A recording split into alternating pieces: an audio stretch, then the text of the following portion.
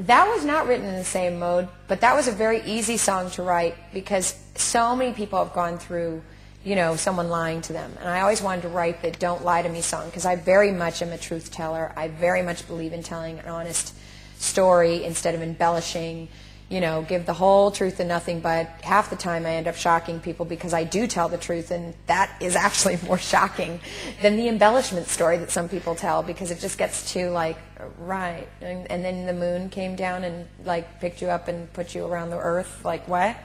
But I find that a lot of people want to embellish and lie and make their world sound a lot more exciting than it is.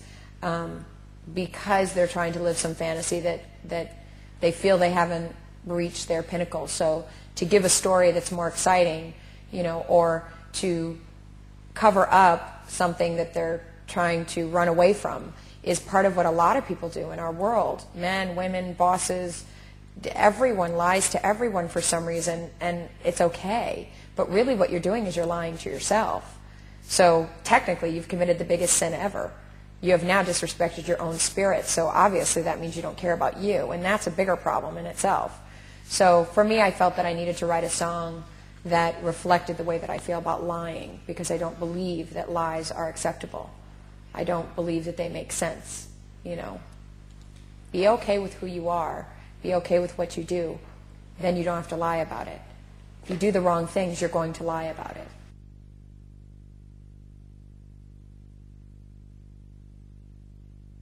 You'll Never Be Alone is a really special song for me. I actually wrote that song for my goddaughter, who was going through a hard experience of my traveling so much, dealing with her own insecurities of teenagehood, of stability. And she was nervous that I would forget about her and go on and maybe not be around, and eventually, you know, I'd leave her life. I think that's her biggest ism with what has happened in her life, with her spirit. And I just felt I needed to write her a song that just was in stone, that just let me know and her know that I'm there. No matter what goes on, I may not be your blood relative, but I'm your godmother for a reason.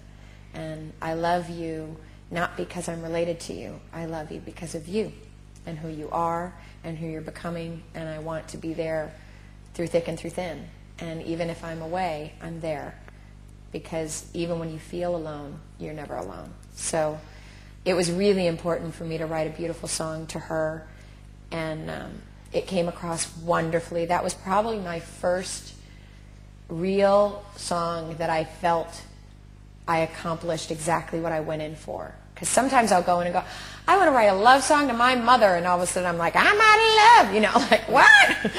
You know, completely sideswiped me to go, like, apparently, Mom, I tried to write a song for you, and now I wrote some man-hater song. I tried, you know. But it's a very strong woman song. It's you know, for me, I think it's just a very tender song. That's, of course, because I wrote it from a tender place. And Brianna was very touched by it. She's a lovely young lady now, you know. She's getting older and older as time goes by. And but it's really lovely. It sort of brought things easier for us in our transition, as when she moved into teenagehood and I was traveling so much, that she sort of felt a little more calm to know that I was going to be there. And she understood it more by hearing it in a song, you know. So it was really lovely. It was a great accomplishment to be able to be part of.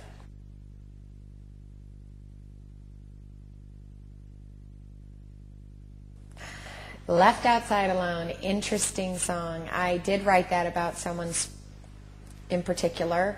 I don't necessarily talk about who, but obviously a man. And I felt that it was something I needed to express and write about, because it was just something I needed to say, and finish and end that chapter of, you know, if I'm not going to get what I need to get out of this love, relationship, connection, then, you know, I need to let you go, you know, from my spirit. I can't keep holding on.